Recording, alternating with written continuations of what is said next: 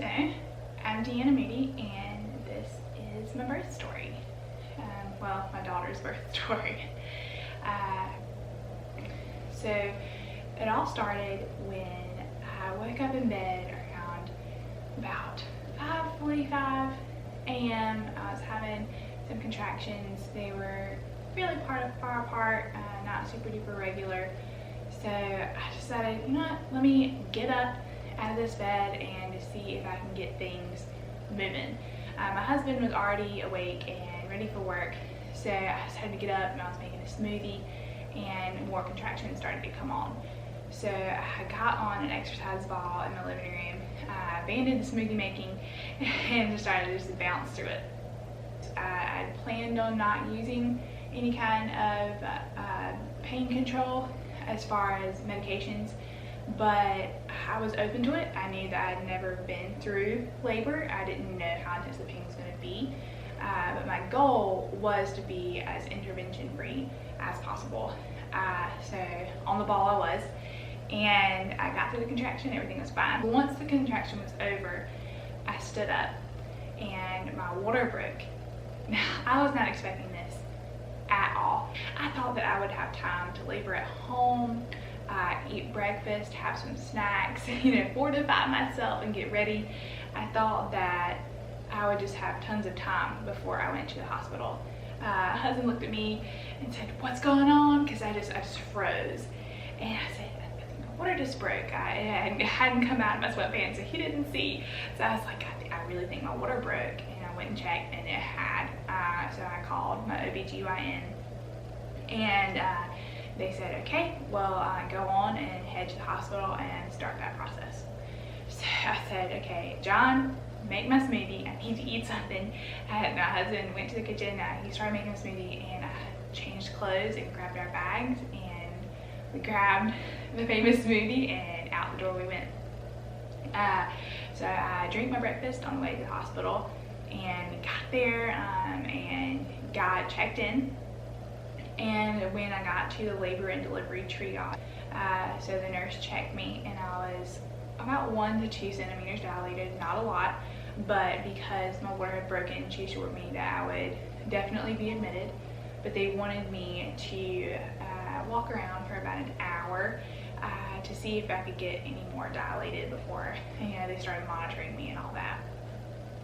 So I got back to the labor and delivery triage room, and they checked me again, and I was about 2, but they went ahead and started my admission process. So they got me started on IV pain, not pain meds, I'm sorry, IV antibiotics, because I was group B strep positive. And so they got that started, and I just started laboring away.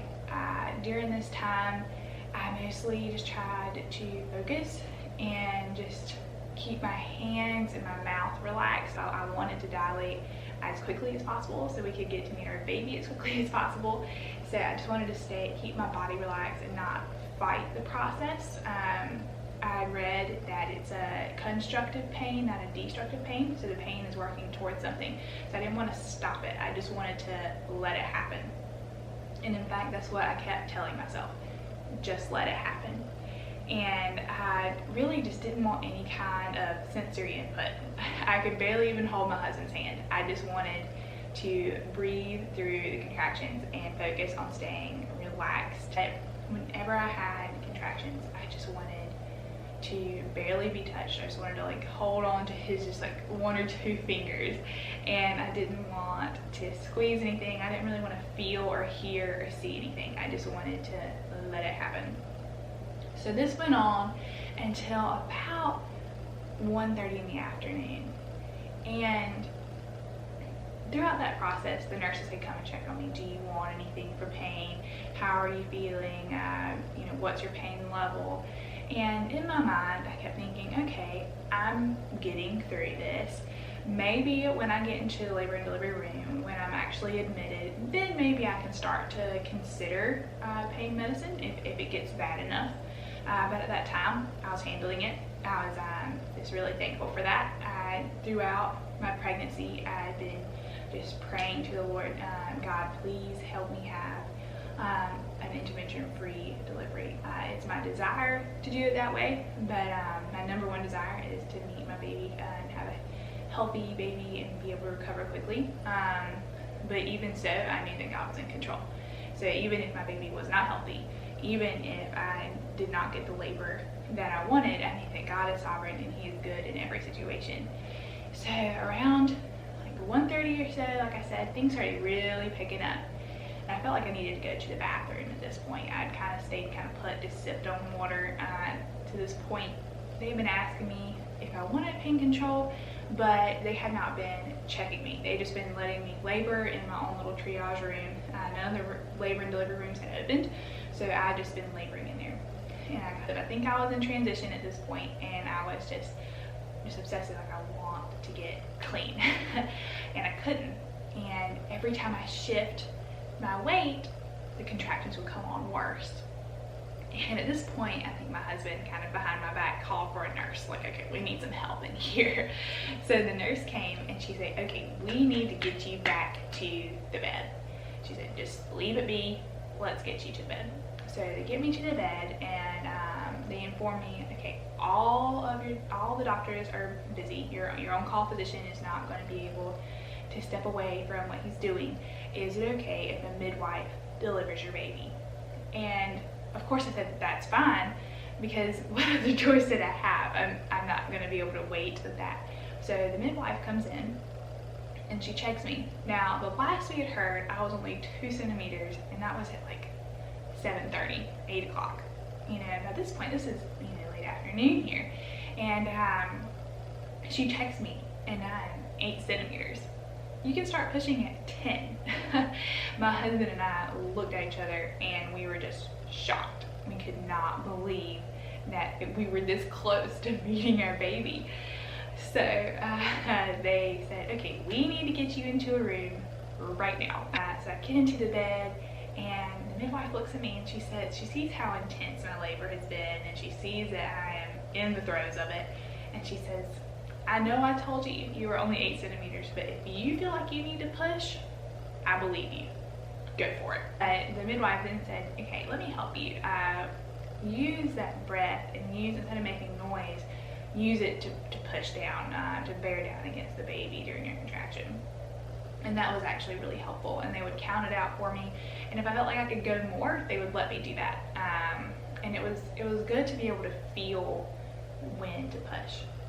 For me, one of the reasons I did not want an epidural is I had heard experiences of different women who said it was a little too strong and they couldn't feel what they were pushing against. They couldn't feel when to push.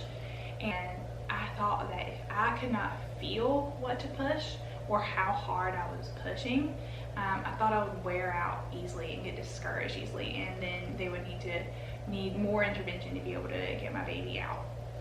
And that is not what I wanted. So I was thankful that at this point I could still handle the pain and I could feel what I was pushing against, and that was very helpful for me. So I pushed, and the pushing itself and the contractions at this point were not as painful. I think the adrenaline at this point was very high. I was excited. What was most painful for me was when they were starting to stretch me to make room for the baby's head. It was necessary, absolutely, but that was more painful to me. It was a very sharp pain, and I don't think I was mentally prepared for that part, making room for the baby's head. And so they continued to stretch and get me ready for the baby to come through. And as I was pushing, I finished one more time, and the midwife looks at me and says, okay, I can see that you're going to tear. I can see it's about to happen. If you do not get her out with this next push, I'm going to need to make a small cut just to reduce the amount of damage. This was frightening to me. I did not want to feel being cut. So that really motivated me on the next contraction, and I pushed with all of my might, and she came out. I met my daughter for the very first time. It was incredible, how fast she came out. I mean, it was just a very sudden whoosh. Once she got to a certain point, she just came out. And it was thrilling. I just could not even believe it. And just holding her and just experiencing that. I'll try to put a picture of that moment, because I specifically asked my husband before this whole process to make sure he got a picture of the first moments that we were having together. And just all three of us just basking in the glory of being a new family. I just thank God, because he was so gracious to give me the labor and delivery that I had prayed for. See that she was healthy and she was doing well, and we had made it. We had made it through. We had gotten through labor and delivery, and I met my daughter. It was so sweet, and so I just held her for that magic skin-to-skin hour, and she started to nurse for the first time.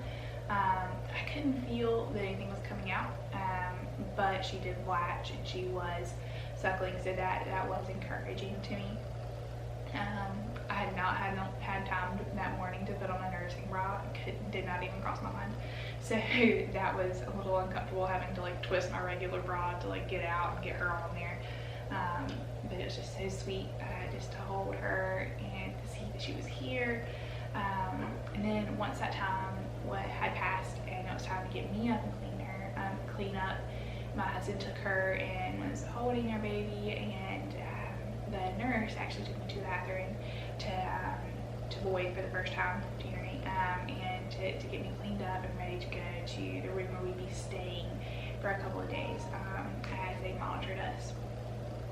So at this point, you have to remember, I had only had a smoothie. I had planned on being able to eat throughout my labor before I went to the hospital. That just didn't happen. So I was a little weak. I think my blood sugar was pretty low at this point, because I'm not a squeamish person. Blood does not really bother me. So I mean, when you stand up, it's kind of like when you stand up on your period. I mean, it just all kind of comes out. And that happened. She was cleaning me up, and I was standing there, and I looked at her and I said, "I don't feel very good. I feel a little faint. I think I may need to sit down." And it was a handicap type stall, so I sat down and held onto the rail. And the next minute, I knew I was just out. And I come back to, and I look at the nurse and I said, "Did I fall asleep or did I pass out?" And she is, "You fainted." And I think at that point I was just exhausted. I think my blood sugar was a little low. I'm thankful that I had the self-awareness to just sit down. So they got me some snacks. They moved me back into a wheelchair. They propped my feet up, and I sat there and ate and looked at my husband and my sweet daughter, and just kind of gathered strength to be moved to another room. And that was all over at about 4 o'clock. I had pushed her out at like 3:08. So I labored from about 6 to 3. I pushed for about 15 minutes, so a little less than an hour. And it's just amazing that it happened so fast.